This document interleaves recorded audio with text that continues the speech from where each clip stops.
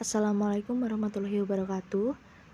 Perkenalkan, saya Siti Khatibah Batni dengan NIM 1262052121185 akan menjelaskan materi tentang kriteria penilaian hasil belajar kurikulum Merdeka. Langsung saja, materi yang pertama yaitu pengertian penilaian hasil belajar kurikulum Merdeka.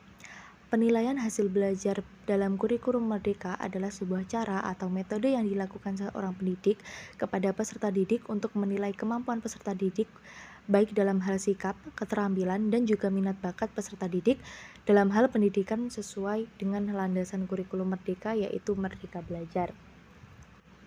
Kemudian ada prinsip penilaian kurikulum Merdeka.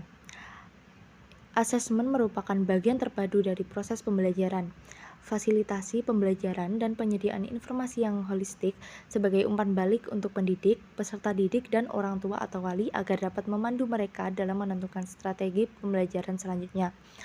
Asesmen dirancang dan dilakukan sesuai dengan fungsi asesmen tersebut dengan keleluasaan untuk menentukan teknik dan waktu pelaksanaan asesmen agar efektif mencapai tujuan pembelajaran. Asesmen dirancang secara adil, proporsional, valid, dan dapat dipercaya.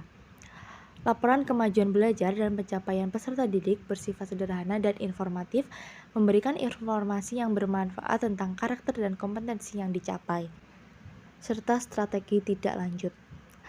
Hasil asesmen digunakan oleh peserta didik, pendidik, tenaga kependidikan, dan orang tua atau wali sebagai bahan refleksi untuk meningkatkan mutu pembelajaran.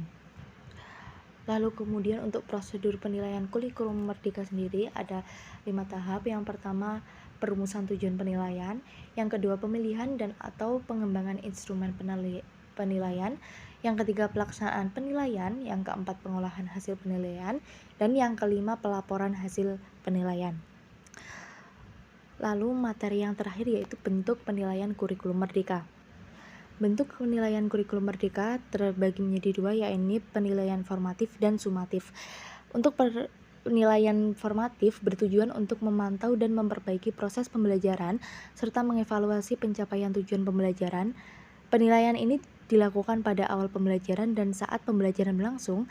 Hasil dari asesmen formatif digunakan untuk pertimbangan deskripsi capaian kompetensi dalam rapor. Kemudian untuk penilaian sumatif, ini bertujuan untuk menilai pencapaian hasil belajar peserta didik sebagai dasar penentuan kenaikan kelas dan kelulusan dari satuan pendidikan. Penilaian berupa data kualitatif yang dilaksanakan secara periodik setiap selesai satu atau lebih tujuan pembelajaran. Hasil asesmen sumatif digunakan untuk pelaporan hasil belajar atau rapor. Mungkin sekian dari saya. Materi yang dapat saya sampaikan.